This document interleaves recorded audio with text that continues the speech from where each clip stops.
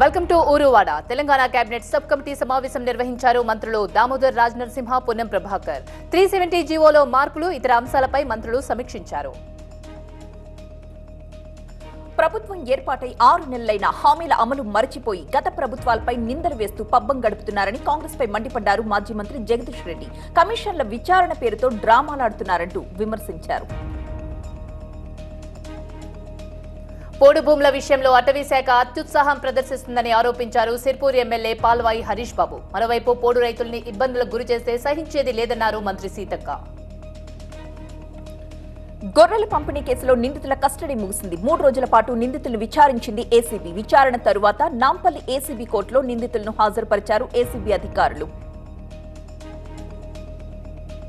కేసరపల్లిలో చంద్రబాబు ప్రమాణ స్వీకారం అట్టహాసంగా సాగింది. ఏపీ సీఎంగా 4వ ప్రమాణం చేశారు చంద్రబాబు. ఐవీఎఫ్ ఒక అధునాతన సంతానోత్పత్తి చికిత్స. అనేక దంపతులకు తల్లిదండ్రులు కావాలనే వారి కలను నెరవేర్చుకోవడానికి సహాయపడుతుంది. ఈ రోజే ఓఎస్ఎస్ ఫర్టిలిటీని సందర్శించండి. ఈ సందర్భంగా చంద్రబాబును ప్రశంసించారు అక్కడున్న పలువురు.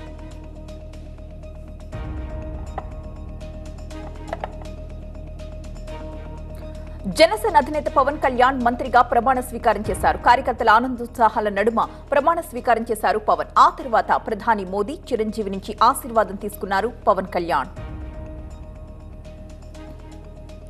టీడీపీ ముఖ్యనేత నారా లోకేష్ మంత్రిగా ప్రమాణం చేశారు. ఆ తర్వాత ప్రధాని మోదీ, అమిత్ షా ఆశీర్వాదం తీసుకున్నారు. అటు ఏపీ టీడీపీ అధ్యక్షుడు అచ్చెన్నాయుడు కూడా మంత్రిగా ప్రమాణం చేశారు. ఆ తర్వాత సీఎం చంద్రబాబు ఆశీర్వాదం తీసుకున్నారు అచ్చెన్నాయుడు. జనసేన నుంచి మంత్రిగా నాదెండ్ల మనోహర్ ప్రమాణ స్వీకారం చేశారు. తెనాలి నుంచి గెలిచిన జనసేన కీలక నేత నాదెండ్ల మనోహర్ కూడా గతంలో కీలక బాధ్యతల్ని నిర్వహించారు. ఏపీ మంత్రివర్గంలో ఈసారి 3 మహిళా ఎమ్మెల్యేలకు స్థానం లభించింది. మంత్రిగా వంగలపూడి అనిత ప్రమాణం చేశారు. అనంతపురం జిల్లా పెనుగొండకు చెందిన సవితా మంత్రిగా ప్రమాణం చేశారు. అటు సాలూరుకు చెందిన గుమ్మడి సంధ్యారాణి కూడా ప్రమాణం చేశారు మంత్రిగా.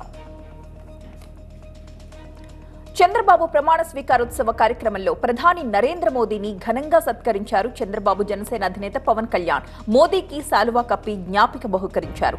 కార్యక్రమం ముగిసిన తర్వాత కొత్త మంత్రులతో కలిసి గ్రూప్ ఫోటో దిగారు ప్రధాని మోదీ. చంద్రబాబు ముఖ్యమంత్రిగా ప్రమాణ స్వీకారోత్సవం జరగాక మెగాస్టార్ చిరంజీవి, మంత్రి పవన్ కళ్యాణ్ ను ప్రత్యేకంగా అభినందించారు ప్రధాని మోదీ. వాళ్ళిద్దరి చేతుల్లో చెయ్యి వేసి ప్రజలకు అభివాదం చేయించారు. అనంతరం తమిళ సూపర్ స్టార్ రజనీకాంత్ ను పలకరించారు మోదీ. చంద్రబాబు ప్రమాణ స్వీకారానికి బీజేపీ నుంచి అగ్రనేతలు తరలివచ్చారు. కేంద్ర మంత్రులు అమిత్ షా, నడ్డా హాజరయ్యారు. అటు మాజీ ఉపరాష్ట్రపతి వెంకయ్యనాయుడు కూడా వచ్చారు. కేంద్ర మంత్రులు చిరాగ్ పాస్వాన్, అనుప్రియా పటేల్, అథ్వాలేతో పాటుగా ఎన్డీఏ పక్ష నేత ప్రఫుల్ పటేల్ ప్రమాణ స్వీకారోత్సవానికి హాజరయ్యారు. చంద్రబాబు ప్రమాణ స్వీకారానికి ఎన్డీఏ భాగస్వామి పక్షాల నుంచి అతిరథ మహారథులు తరలి వచ్చారు. మహారాష్ట్ర సీఎం ఏక్నాథ్ షిండే, తమిళనాడు మాజీ సీఎం పన్నీర్ సెల్వం హాజరయ్యారు. ఇక తెలుగు రాష్ట్రాలకు చెందిన కేంద్ర మంత్రులు కిషన్ రెడ్డి, బండి సంజయ్, రామ్మోహన్ నాయుడు, పెమ్మసాని చంద్రశేఖర్ సహా ప్రముఖులంతా హాజరయ్యారు. ప్రమాణ స్వీకారోత్సవంలో megastar Chiranjeevi, superstar Rajinikanth special attraction గా నిలిచారు. ప్రమాణ స్వీకారానికి టాలీవుడ్ నుంచి హీరో నిఖిల్ తో పాటు మరికొంతమంది నటులు కేసరపల్లికి వచ్చారు. ఏపీ కేబినెట్ లో 21 మంది టీడీపీ, 3 జనసేన, బీజేపీ నుంచి ఒకరికి స్థానం కేటాయించారు. సీనియర్లకు, యువతకు మధ్య సమతూకం పాటిస్తూ మంత్రివర్గాన్ని రూపొందించారు. 17 మంది కొత్త వారికి అవకాశం కల్పించారు. రేపు సాయంత్రం 4:41 సీఎంగా చంద్రబాబు బాధ్యతలు స్వీకరించబోతున్నారు. 5 ఫైళ్లపై తొలి రోజు సంతకాలు చేయబోతున్నారు. మెగా డిఎస్సీపై తొలి సంతకం చేయనున్నారు. ల్యాండ్ టైటిలింగ్ యాక్ట్ రద్దుపై 2వ సంతకం, పింఛన్ 4,000కు పెంచుతూ 3వ సంతకం చేస్తారు చంద్రబాబు. అంధకారంలో ఉన్న ఏపీని అభివృద్ధి వైపు నడిపిస్తామన్నారు మంత్రి నాదెండ్ల మనోహర్. అంకిత భావంతో అందరము పనిచేస్తామని స్పష్టం చేశారు ఆయన. శాసనసభ హుందాగా జరగాలని ఆకాంక్షించారు. పరస్పరం గౌరవించే సంస్కృతిని తీసుకొస్తామని చెప్పారు. అర్థవంతమైన చర్చ జరిగేలా చూస్తామని మంత్రి నాదెండ్ల అన్నారు. ప్రజల ఆకాంక్షలకు అనుగుణంగా పనిచేస్తామన్నారు మంత్రి వంగలపూడి అనిత. బాధ్యతల్ని సక్రమంగా నిర్వహిస్తామని తెలిపారు. పోరాటాలు చేసి విజయం సాధించడం ఆనందంగా ఉందని అన్నారు. అమరావతి రాజధానిగా ఇకపై పాలన సాగుతుందని స్పష్టం చేశారు అనిత. అనూహ్యమైన విజయాన్ని కూటమి సాధించిందన్నారు బీజేపీ చీఫ్ పురంధరేశ్వరి. రాష్ట్రంలో అపోజిషన్ లేదు కాబట్టి సమస్యలను ప్రభుత్వానికి తీసుకెళ్లే బాధ్యత తమపై ఉందని చెప్పారు. అధికారంలో ఉంటూ పార్టీని మరింత అభివృద్ధి చేసుకోవాలని పార్టీ శ్రేణులకు సూచించారు. ప్రమాణ స్వీకారోత్సవం వేళ ఉండవల్లిలోని చంద్రబాబు నివాసం దగ్గర సంబరాలు జరిగాయి. బాణసంచా కాల్చి చంద్రబాబుకు స్వాగతం పలికారు క్యాడర్. చంద్రబాబుకు శుభాకాంక్షలు తెలుపుతూ షర్మిల బహిరంగ లేఖ విడుదల చేశారు. ఏపీ కొత్త ప్రభుత్వానికి శుభాకాంక్షలు తెలిపారు షర్మిల. ప్రజారంజక సర్కార్ పాలన సాగేలా చూడడంతో పాటు పవన్ ప్రత్యేక పాత్ర పోషిస్తారని ఆశాభావం వ్యక్తం చేశారు షర్మిల.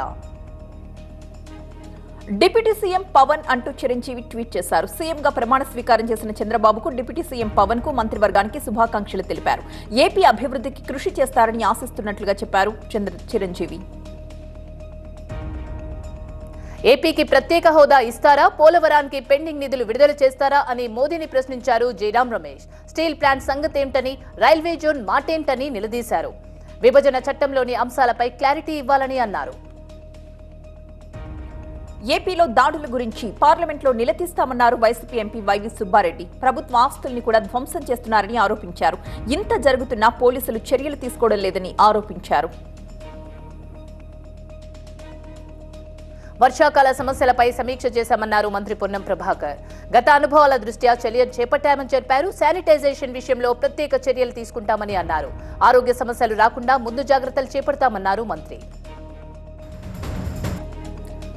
స్కూల్స్ తెరిచే రోజే విద్యార్థులకు పుస్తకాలు, యూనిఫామ్ అందిస్తున్నామని తెలిపారు తెలంగాణ డిప్యూటీ సీఎం భట్టి విక్రమార్క. ఖమ్మంలో జరిగిన బడిబాట కార్యక్రమంలో మంత్రులు పొంగులేటి, తుమ్మలతో కలిసి పాల్గొన్న భట్టి రాష్ట్రంలో విద్యా వ్యవస్థను పటిష్టం చేస్తామని తెలిపారు.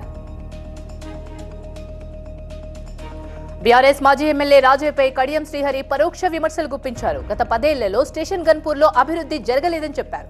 స్టేషన్ గన్పూర్లో ప్రజలు సమస్యలు, అభివృద్ధిని మర్చిపోయారని విమర్శించారు.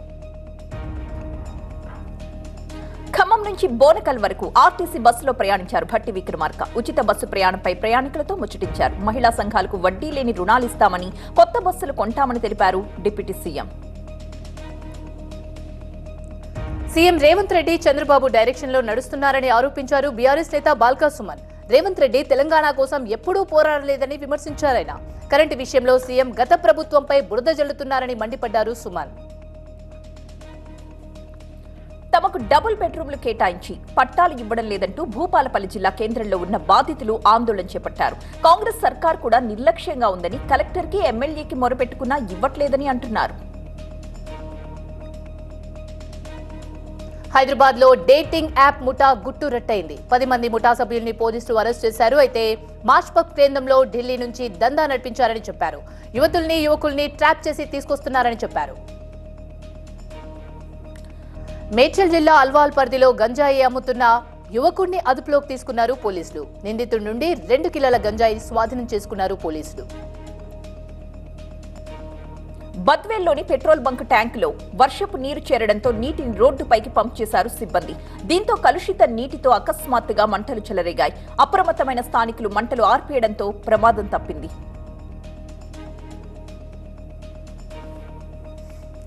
అచ్చంపేట మున్సిపాలిటీలో అవిశ్వాస తీర్మానం నెగ్గింది కాంగ్రెస్ పార్టీ. అయితే బీఆర్ఎస్ కు చెందిన చైర్మన్ పై అవిశ్వాస తీర్మానం ప్రవేశపెట్టింది కాంగ్రెస్. ఓటింగ్ కు బీఆర్ఎస్ పార్టీ కౌన్సిలర్లు దూరంగా ఉండడంతో కాంగ్రెస్ పార్టీ అవిశ్వాసం నెగ్గింది.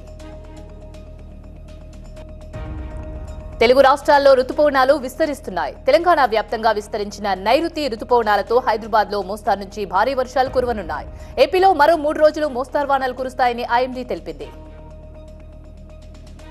నిర్మల్ జిల్లా మస్కపూర్ జిల్లా పరిషత్ సెకండరీ పాఠశాలని పరిశీలించారు కలెక్టర్ ఆశీష్ సాంగ్వన్. 10వ తరగతిలో ఉత్తీర్ణత సాధించిన పిల్లలకి పుస్తకాలు, స్కూల్ డ్రెస్సులు పంపిణీ చేశారు. ప్రైవేట్ స్కూలుకు దీటుగా పోటీ పడుతూ ఉత్తీర్ణ శాతాన్ని పెంచుతున్న ఉపాధ్యాయుల్ని అభినందించారు కూడా. ఒడిశా సీఎంగా మోహన్ మాజీ ప్రమాణ స్వీకారం చేశారు. మాజీ ప్రమాణ స్వీకారానికి ప్రధాని మోదీ హాజరయ్యారు. డిప్యూటీ సీఎంగా ప్రవతి పరిదా సింగ్ దేవ్ ప్రమాణం చేశారు. ఒడిశాలో 24 ఏళ్ల తర్వాత ప్రభుత్వం మారింది. కేంద్ర మంత్రి జ్యోతిరాదిత్య సింధియా ఈశాన్య ప్రాంత అభివృద్ధి మంత్రిగా బాధ్యతలు స్వీకరించారు. ఈ సందర్భంగా కేంద్ర సహాయ మంత్రి సుకాంత మజుందార్ ఆయనకు స్వాగతం పలికారు. ఈ పెద్ద బాధ్యతని తమకు అప్పగించినందుకు ప్రధాని మోదీకి ధన్యవాదాలు తెలిపారు సింధియా. రక్షణ మంత్రి రాజ్నాథ్ సింగ్ పూరీలోని శ్రీ జగన్నాథ ఆలయాన్ని సందర్శించారు. కేంద్ర మంత్రి అశ్విని వైష్ణవ్, పూరీ ఎంపీ సంబిత్ పాత్రతో కలిసి జగన్నాథుడికి ప్రత్యేక పూజలు నిర్వహించారు రాజ్నాథ్ సింగ్.